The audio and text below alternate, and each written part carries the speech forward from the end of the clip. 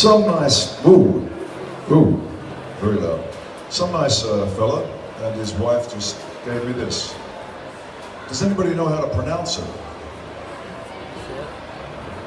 How do I say it? Hang on. Hang on.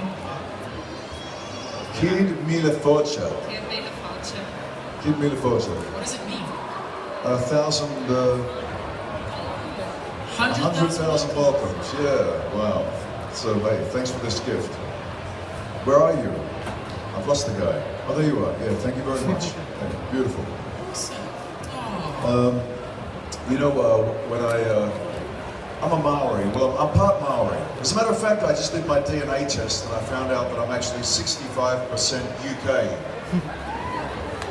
My grandfather's Scottish, I know that. He came from Peterhead. And on my Maori side, we're actually from Clonakilty in the Cork district. And I've never been there, and I've never been to Ireland before, so I've only just arrived. As a Maori, we usually, say, thank you for having me on your land. But it's my land as well. I've just found out. So hey, it's nice, really nice to be here. I've had a couple of experiences since I've arrived. Very, very fast learning experiences. I went to the Ariel Street pub on the Loyalist side, and I had a beer with those boys. And then the taxi driver, who was not comfortable being there at all, drove me over to Fall Street, and I went to David's pub over there. And I don't want to make any commentary about the political or social situation here because I don't have the right to. But something very funny happened in both those pubs. When I went in to the one over the Loyalist side, one guy said, "Oh, you're from Spartacus." And the moment that he said that, 4 guys at the pub went, "I am Spartacus, I am Spartacus, I am Spartacus, I am Spartacus." And then I went to David's pub, and one of the guys was like, "Oh, this is the guy from Spartacus." "Oh, Spartacus, I'm Spartacus, I'm Spartacus." Somehow in that was just a very, very funny coincidence. But I don't know, it put me in both of those pubs in good stead, and I was glad to stand there and talk to both groups of men. And I'll just take that on my own as a privilege and an opportunity to learn a little bit. But listen, who was here yesterday? Okay, you guys, I gave you a bit of a rundown on so a lot of you weren't here yesterday. I don't like to be called an actor. I don't like the term. I think the term has a kind of a misconnotation about the importance of story. Story is like a thread that runs through history that we all belong to. Unfortunately we have different doctrines that go back in story that make us think whatever that story was told to us is the truth. I feel privileged that I'm part of an industry where, we just get the chance to tell story, but more so than just tell it, I try to feel it. When I became an actor, it wasn't because I wanted to be a Hollywood star. It's because I lost my mother and brother in 2 separate car accidents when I was 15, 16 years old. My brother died in my hands. My mother died in a seat next to me when we were hit by a drunk driver. It happened 2 weeks apart, and it changed my life for good. I think if you've watched Spartacus, who watches Spartacus? Yeah, that was the very first chance I ever had to really explore what it is to have the possibility to show yourself through an artistic medium. You can sit down on the grand piano, and if you learn how to play that thing, it can make an incredible sound. Or you can absorb what you've got in life and get the opportunity to stand in front of this camera that films you and sends a set of emotions and movements through a screen to people at home.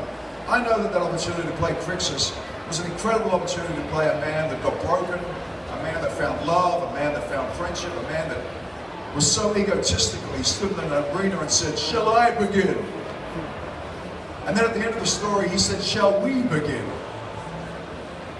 Stories taught me a lot of things, and it's also given me the opportunity to travel the world and and meet people. I've been in Iceland, up in the north of Iceland, and walked into a pub where it would have been like a loyalist walking into David's pub, or the other way around. And I walked in, this brown boy in fashion, and there was 5 big Viking boys standing there. They turned around and they went like, ooh. And I walked up to the barman and I said, can I have a beer, please? He didn't even talk to me, he just pushed his beer over the thing and went, ooh. And suddenly one of these big Viking boys goes, are you Crixus? I said, yeah. Brother! The next 30 minutes later we had 50 people from this small aluminium factory town, just talking story, just making connections emotionally, you know? And that's the gift that I've gotten back from taking my memory of my brother in my arms, the memory of my mother, and using that difficult emotions to portray difficult stories. Slade Wilson, another guy with grey, dark sides, yet a man that can redeem himself even when he's killed Oliver's mother. You know, there's some really interesting things that happen for me in roles, and I'm so privileged to play them. And you know, all I hope is that I move you somehow, that when you watch these characters, that you've truly moved. Not like, oh, he's tough, he fights well, oh, cool, man. I don't want that recognition. I'd rather the recognition for when I'm broken and when I'm trying to get back on my feet. That was the story of my childhood. It's something that I commit to this industry. And hopefully commit to you, you know. But the fact that you're sitting here, you know, you've appreciated Crixus or you've appreciated Slade, whatever, then somehow it's worked. And so thank you for the recognition. Thank you for coming here and listening to me, not Crixus, not Slade, but me. And so I want you to know who I am.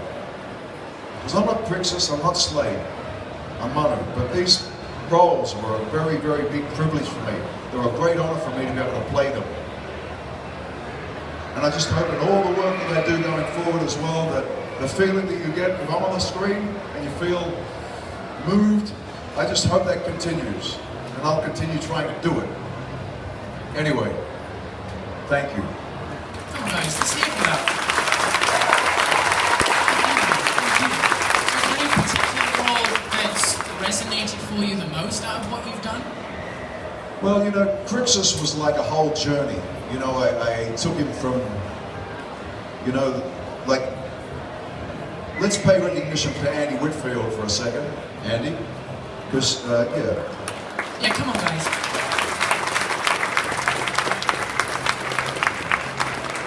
Because when we started that formula of Spartacus, we needed a guy like Andy. You know, he was such a special guy. So handsome, but with a big heart. You know, he had all of these things that every man identified with. I was brought in, funnily enough, I was brought in kind of like to look at the character of Crixus.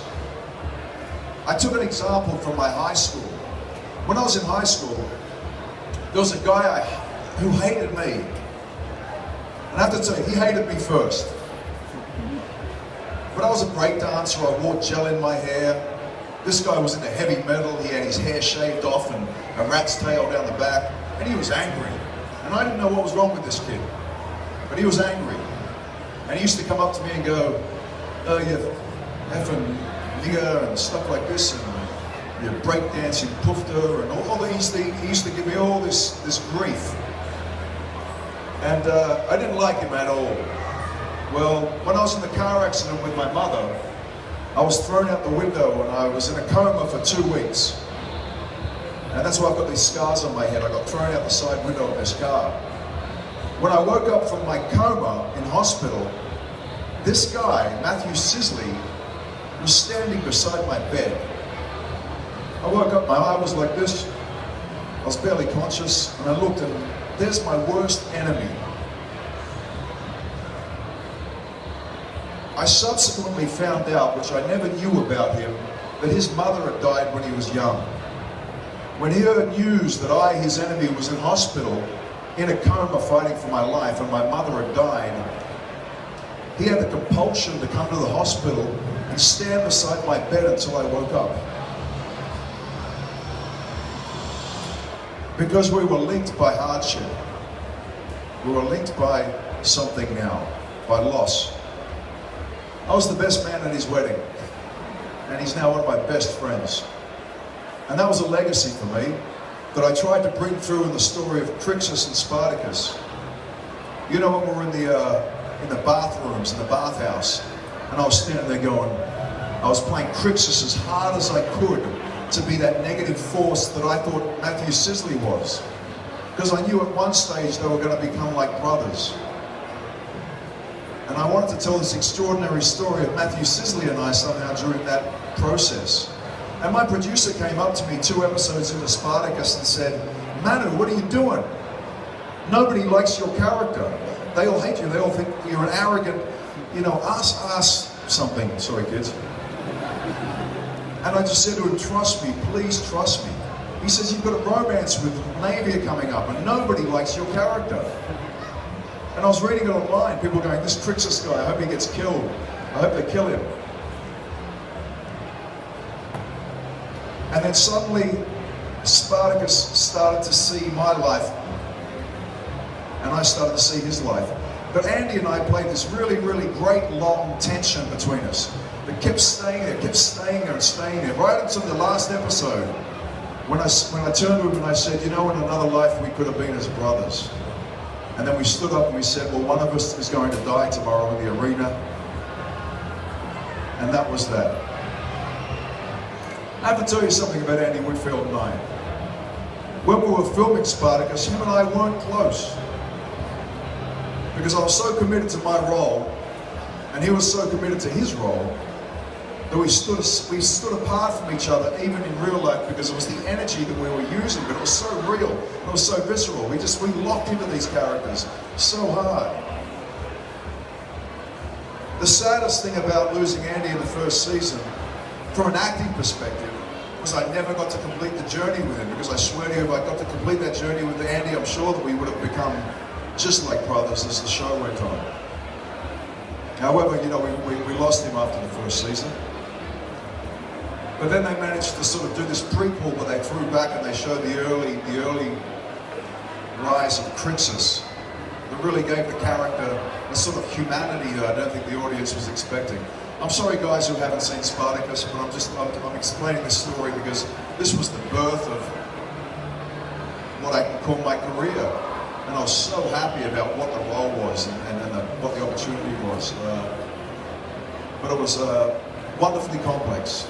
And yeah, I mean, in the end, you know, that led to working with Peter Jackson on The Hobbit, and that led to Arrow, and now I'm doing a show called Shannara Chronicles. All the characters have been wonderful, and I'm really enjoying my career. And I'm really enjoying getting out and seeing the world and looking at faces in different countries and understanding that you guys are in conflict as well. You know, this city is a very, very fine example of conflict. You know? And I wish you the best. Each and every one of you, I wish you the best. So out of you mentioned there things like The Hobbit and Shannara Chronicles. With things like The Hobbit, because I know a couple of guys have asked me here today, I do cosplay myself, so I like get into costume. It's not quite as, you know, as you do. Good luck with us, all. I was going to say. Yeah. Speaking of, the makeup process, obviously, how long was it? What was it like? Well, there was no makeup. What happened was they originally cast Arzog as a 7-foot guy. I didn't know. This is another funny story from high school. There was a guy who was 7 foot tall almost in my high school in Newcastle, Australia. I remember the day that he got into a fight at the playground. Everyone used to pick on him. They called him Bones because he was a big, tall guy. He used to walk around pretty much on his own most of the time. And one day we saw him in the middle of the playground, and an older guy, a guy from the year above us, was sort of picking on him. And I saw this happen. And Bones suddenly, with his 2 big long arms, went bang, bang. and he knocked this guy down. And it was like a lightning bolt came from the sky and hit him, and he turned into Thor all of a sudden, you know? And it was like bones. The next couple of weeks he was playing in the The next couple of weeks he was playing in our rugby team. About 2 years later he was massive. I mean, I think he had a little bit of help to get that big, but he got really big. Anyway, when I was doing Spartacus, he got cast on the show to come in and play one of the Germanic characters. Do you remember the German character called Sedulus? Who tried to rape Navier, and then Spartacus, there's kids here, right? Spartacus sort of sliced up his face. Well, that guy I went to school with. At that time where he came in to be on Spartacus, I'd auditioned for The Hobbit. Peter Jackson had flown me down there, and I thought that I had the role. And when I went back up and I met up with my mate Shane Jones, who was this big guy that came on the show, he came to my house for dinner. I said, "Come round, man, we've got to talk about school days and all this stuff." And he said, "Oh, I just got offered a role by Peter Jackson. I'm going down to shoot The Hobbit." And I said, "What role?" He said, "I got the role of Azog." And my heart sank because I really thought I'd auditioned well and I had that role. Anyway, he went and shot it because he was 7 foot tall and they wanted to put the guy into a big bodysuit. But, see you kids. But, I mean, basically, when Peter Jackson got to the end of the filming, they realized that the orc outfits just weren't detailed enough in the face. And like, you know, I think he was like working so hard on the fight scenes that he was exhausted because the costumes were so heavy that the finesse of an Azog, you know, Azog was so detailed when I got to do it in motion capture. You know, the way he would turn and go, you know, this kind of, and the white of his face, the way that they animated him. I had to do, what happened was Peter Jackson decided they weren't going to go with what they'd filmed for the 3 movies, and so they had to digitally remove my friend from the film, and Peter Jackson asked me to come down there and do it in motion capture, the same way that Andy Serkis had done Gollum. One of the little interesting things is when I got down there, this guy came out and he said, "This is Andy Serkis's shoes. You and him have the same size feet." So I literally stepped into Andy Serkis's shoes. But you had to wear this tight bodysuit. It looks like something you'd wear to a weird German Christmas party. It's like this tight outfit. And when I came out, I felt like a girl in a leotard, you know? And then I had to try to make this very big character. And they had this screen that showed like are you guys from Adventure Time? My daughters love it. Yeah, they had this screen and it had like this sort of digital image of the character. And if I walked like myself, this character was really big and it would go like this. So I had to sort of walk sort of like this and go, you know, I had to sort of move in a certain way. And it wasn't easy. And then there was no environment around. All the actors had finished filming, so I was having to do my scenes. I never met Richard Armitage until the premiere, and yet I did battle scenes with him. I never worked with any of the actors. I worked with like dialogue people and stunt guys. None of the environment was there. But through the genius of Peter Jackson and the guys that are very good at this motion capture stuff, you know, this Azog character was created in the digital world. But actually making that character was probably one of my biggest challenges, just because of the physical nature of it. And then the voice was done later in post-production, and I'd go in and I'd do the voice over the top of the imagery, and they dropped my voice by an octave and put like a leopard growl into it. So it was like, kind of like this thing, but then they dropped another octave. So it was an interesting process.